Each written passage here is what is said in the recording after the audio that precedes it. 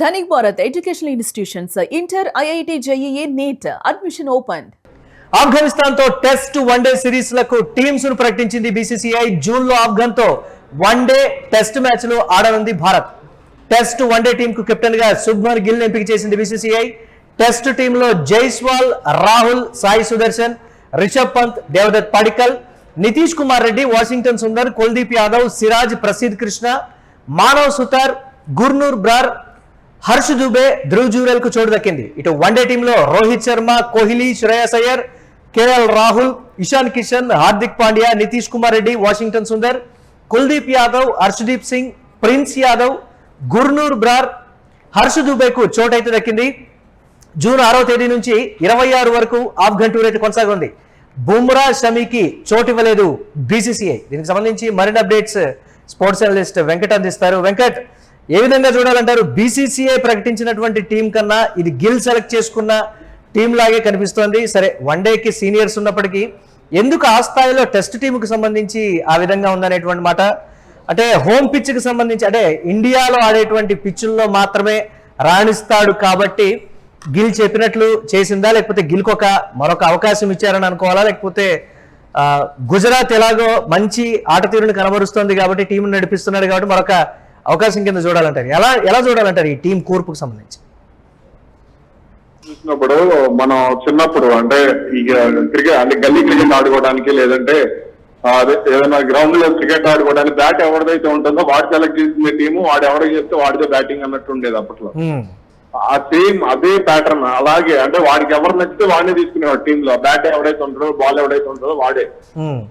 అలాగే సేమ్ ఇప్పుడు ఈ గిల్ సెలక్షన్ కూడా, ఏదైతే టీమిండియా సెలక్షన్ కూడా మొత్తం అదే విధంగా సాగుతుంది. అంటే మహమ్మద్ సిరాజ్ ఒకే వీళ్ళు తీసుకున్నాడు, ఆ ప్రిన్స్ యాదవ్ ని అంటే వెంటనే జట్టులో తీసుకోవాల్సినటువంటి అవసరం ఏందో, అంటే ఐపీఎల్ లో బాగా రాణిస్తే ప్రిన్స్ యాదవ్ తీసుకుంటారా? ఓకే, మరి అలాంటప్పుడు అసలు అభినవ్ ముకుంద్ ఎందుకు అభిమన్యు ఈశ్వరాన్ని ఎందుకు పక్కన పెట్టారు? అభిమన్యు ఈశ్వరానికి ఒక్క ఛాన్స్ 2021 తర్వాత ఎంతమంది ఆటగాళ్ళు అరంగేట్రం చేశారు? అభిమన్యు ఈశ్వరానికి గిల్ కోసమే కదా అతని కెరీర్ మొత్తం నాశనం చేసేసింది. కాబట్టి అలాగే ఇప్పుడు సాయి సుదర్శన్ తీసుకున్నారు, అదొక రీజన్. ఓకే, సాయి సుదర్శన్ విషయంలో మనం అతను బాగానే ఆడతాడు కాబట్టి, అతను మంచి ఫామ్ లోనే ఉన్నాడు కాబట్టి పెద్ద ఇబ్బంది ఏం లేదు. కానీ ఇక మిగిలిన ఆటగాళ్ళు ఎవరైతే గుర్నూర్ బ్రార్ అని, ఇలా మానవ్ సుతార్ అని, ఇలా పనులు అక్షర్ పటేల్ ని తప్పించి మానవ్ సుతార్ అని తీసుకున్నారు. అక్షర్ పటేల్ బ్యాటింగ్ కూడా చేయగలడు, అలాగే మానవ్ సుతార్ లో అంత బ్యాటింగ్ స్కిల్ నేను ఎప్పుడూ చూడలేదు. రంజీ మ్యాచ్లు కూడా ఆటలు చూసే తప్ప అతను అంత స్కిల్ అయితే నాకు ఎక్కడ కనపడలేదు. అదే విధంగా ఇటు వన్డే జట్లో కూడా శ్రేయస్ అయ్యర్ వైస్ కెప్టెన్ చేసి గిల్ కెప్టెన్ గా కంటిన్యూ చేశారు. కేఎల్ రాహుల్ టెస్ట్ లో వైస్ కెప్టెన్ అంటే, గిల్ ఏమో కెప్టెన్ అంటే, మరి ఇట్లాంటి సిల్లీ థింగ్స్ కి భారత జట్టు వేదిక అయిపోయింది. అంటే మరి అతనిలో అంటే కేఎల్ రాహుల్ కంటే, శ్రేయస్ అయ్యర్ కంటే మరి అంటే అంతకంటే అంత గొప్ప టెక్నికల్ బ్యాట్స్మెన్ అనేది నాకు ఇప్పటికీ అర్థం కానిటువంటి పరిస్థితి.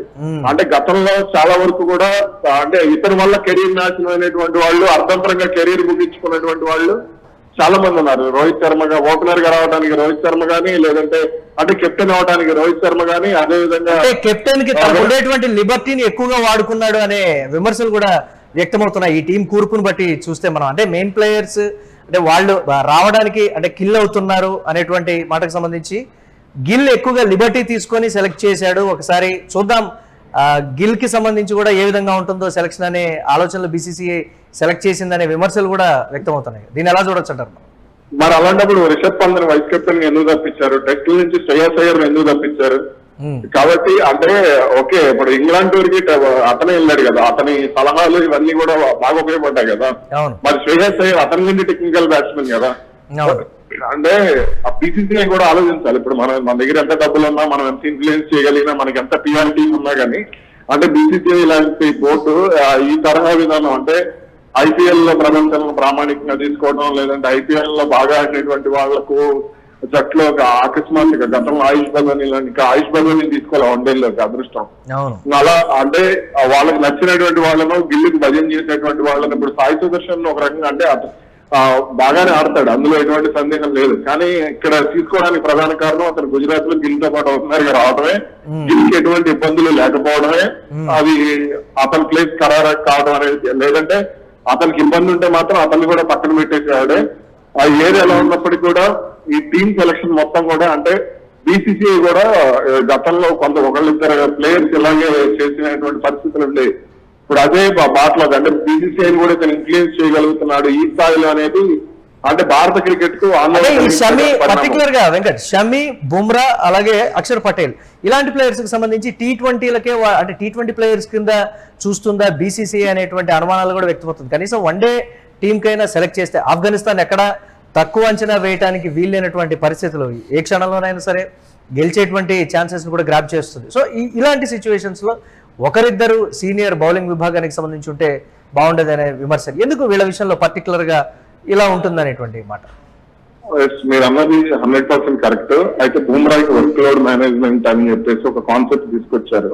అతనికి ఫిట్నెస్ సమస్యలు ఉన్నాయి కాబట్టి అతని బౌలింగ్ యాక్షన్ కారణంగా తీసుకొచ్చినటువంటి పరిస్థితి ఉంది. ఓకే, అది మనం పక్కన పెడితే అసలు ఇక్కడ మహమ్మద్ షమీని టీం నుంచి ఎందుకు తప్పించారు అది ఎవరికి అర్థం కానటువంటి $1 మిలియన్ క్వశ్చన్. అలాగే సిరాజ్ ని కంటిన్యూ చేస్తున్నారు. ఓకే, మరి సిరాజ్ కూడా వర్క్ లోడ్ తో అంటే బుమ్రాతో సిరాజ్ వర్క్ లోడ్ ఏం తక్కువ కాదు, అసలు కంపేర్ చేయడానికి కూడా లేదు సిరాజ్ వర్క్ లోడ్. సిరాజ్ ఎప్పుడైనా సరే అతను T20 వరల్డ్ కప్ అందుబాటులో ఉన్నాడు, టెస్ట్లకు అందుబాటులో ఉన్నాడు, అంటే గిల్ కి అనుకూలంగా ఉన్నాడు అనే ఒక విమర్శ కూడా ఉంది కదా, అందుకోసమే అంటే గుజరాత్ టీమ్ లో ఉన్నాడు. గుజరాత్ టీమ్ లో ఉన్నాడు. మామూలుగా సిరాజ్ కూడా కొంత అంటే అప్పట్లో విరాట్ కోహ్లీకి ఎక్కువగా ప్రయారిటీ ఇచ్చేవాడు, ఇప్పుడు గిల్ కి ఇవ్వడం మొదలు పెట్టాడు అనేది కూడా కొంత ఉన్నటువంటి కామెంట్. ఏది ఎలా ఉన్నప్పటికీ కూడా ఓకే, షమీ లాంటి బౌలర్ ని తప్పించి 2027 ప్రపంచ కప్ ని పక్కన పెట్టేసి షమీ లాంటి బౌలర్ ని పక్కన పెట్టడం అనేది మరి అంటే బీసీసీఐ విజ్ఞప్తిగా వదిలేయాలి.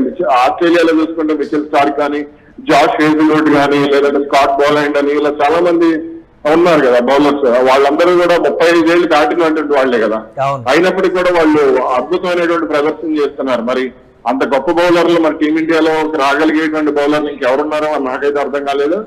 అలాగే ఇంకా కార్తిక్ త్యాగిని తీసుకుంటారు అనుకున్నా. కార్తిక్ త్యాగిని కేకేఆర్ కి బౌలింగ్ టెస్ట్ టీమ్ అంతా కూడా T20 టీమ్ తో నిండిపోయింది, ఐపీఎల్ స్టార్స్ తో నిండిపోయిందనే విమర్శలు ఉన్నాయి. టెస్ట్ టీమ్ అంటేనే సీనియర్లకి చోటు ఉండాలి, డిఫెన్సివ్ గానీ లేకపోతే ఎక్కువ ఓవర్లు క్రీజ్ లో నిలబడగలిగినటువంటి ఆటగాళ్ళు, ఎక్స్పీరియన్స్ ఉన్నటువంటి ఆటగాళ్ళకి పెట్టింది పేరు టెస్ట్ టీం. బట్ ఆ టెస్ట్ టీం అంతా కూడా ఐపీఎల్ T20 టీంలతో నిండిపోయిందనే విమర్శ ఉంది కదా, అవుతుందా? అందులో కేఎల్ రాహుల్, రిషబ్ పంత్ తప్ప స్పెషలిస్ట్ బ్యాట్స్మెన్లు టెస్ట్ లో అనుభవం ఉన్నటువంటి వాళ్ళు ఎవరున్నారు? ఎవరు కనపడతారు? ఓపికతో ఆడేవాళ్ళు ఎవరు లేరు. సాయి సుదర్శన్ కొద్దిగా ఆడతాడు, వాషింగ్టన్ సుందర్ కొద్దిగా ఆడతాడు. మిగిలినటువంటి వాళ్ళు ఎవరు కూడా అంత ఓపికగా రాణించగలిగేటువంటి ప్లేయర్స్ ఎవరు లేరు, అంత సహనం ఉన్నటువంటి ఎవరు లేరు. అంటే ఇప్పుడు దీనికంటే ఓకే, రేపు బోర్డర్ గవాస్కర్ ట్రోఫీ ఉంది, రేపు అక్టోబర్ నవంబర్ లో స్టార్ట్ అవుతుంది అనుకోండి బోర్డర్ గవాస్కర్ ట్రోఫీ. ఆ టైంకి మరి టీమ్ సెలక్షన్ ఎలా ఉండబోతుందో చూడాలి. అప్పుడు కూడా ఈ పిల్లలు అంటే వీళ్ళందరూ బాగా ఆడేశారని చెప్పేసి ఆఫ్ఘనిస్తాన్ మీద బాగా ఆడారని చెప్పి ఆస్ట్రేలియాతో బోర్డర్ గవాస్కర్ ట్రోఫీ ఆడించిన మనం ఆశ్చర్యపోవడం అవసరం. అంటే ఎలా ఉండబోతుంది అంటారు? సరే, టీమ్ సెలక్షన్ సంగతి పక్కన పెడితే ఈ one day test series team selection లాగే ఉంటుందా, అద్భుతంగా ఉంటుందా? అంటే గెలుస్తారు, దాన్ని చిన్న జట్టే కాబట్టి పెద్ద ఆఫ్ఘనిస్తాన్ కూడా భారత విషయంలో చాలా పాజిటివ్ గా ఉంటుంది కాబట్టి ఒకవేళ వాళ్ళ దగ్గర ఆట ఉన్నా కానీ బయట సందర్భాలు నేను గతంలో చూసాను T20లో. కాబట్టి టెస్ట్ లో 1-2 టెస్టులు కూడా ఆడినట్టున్నారు గతంలో ఆఫ్ఘనిస్తాన్ వాళ్ళు మన, కాబట్టి అది పెద్దగా మనం ఎక్స్పెక్ట్ చేయకూడదు వీళ్ళ నుంచి. అది ఆఫ్ఘనిస్తాన్ టీం కూడా ధర్మశాలలో బాగా ఆడినటువంటి అంటే ఎక్కువ మ్యాచ్లు ఆడిన పరిస్థితి ఉంది కదా, వేరే కంట్రీస్ యూజ్ చేస్తూ ఉన్నారు దాన్ని. వాళ్ళ హోమ్ గ్రౌండ్ ఇండియానే కదా, వాళ్ళ హోమ్ గ్రౌండ్ వాళ్ళకు కూడా గట్టి పట్టు ఉంటుంది కాబట్టి వాళ్ళు కూడా పట్టు బిగించే ఛాన్సెస్ ఉంటాయి కదా. సో అలా ఖచ్చితంగా ఇప్పుడు మన న్యూజిలాండ్ ఇటువంటి జట్లన్నిటికీ కూడా వాళ్ళు ఇక్కడ అంతా ప్రాక్టీస్ చేయాలి. అంటే టీమిండియాతో మ్యాచ్లు ఆడాలంటే, ఇండియాలో మ్యాచ్లు ఆడాలంటే ఆఫ్ఘనిస్తాన్ తో ఖచ్చితంగా ప్రాక్టీస్ మ్యాచ్లు ఆడాల్సిందే కదా. కాబట్టి వాళ్ళందరికీ కూడా ఇది హోమ్ గ్రౌండ్ అయిపోయింది.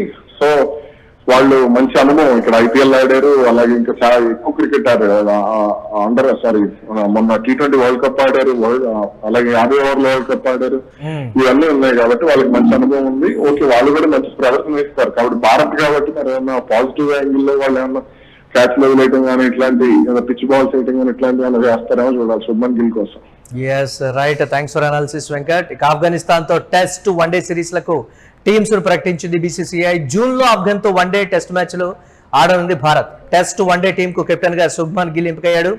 టెస్ట్ టీంలో జైస్వాల్, రాహుల్, సాయి సుదర్శన్, రిషబ్ పంత్, దేవదత్ పడికల్, నితీష్ కుమార్ రెడ్డి, వాషింగ్టన్ సుందర్, కుల్దీప్ యాదవ్, సిరాజ్, ప్రసిద్ కృష్ణ, మానవ్ సుతార్, గురునూర్ బ్రార్, హర్ష్ దుబే, ధ్రువ్ జురేల్ కు చోటు దక్కింది. ఇటు వన్డే టీంలో Rohit Sharma, Kohli, Shreyas Iyer, KL Rahul, Ishan Kishan, Hardik Pandya, Nitish Kumar Reddy, Washington Sundar, Kuldeep Yadav, Harshdeep Singh, prince Yadav, గురునూర్ Brar, Harsh దుబేకి చోటు దక్కింది. ఇక జూన్ 6వ తేదీ నుంచి 26 వరకు ఆఫ్ఘన్ టూర్ అయితే కొనసాగనుంది. బుమ్రా, షమీకి BCCI చోటు ఇవ్వలేదు.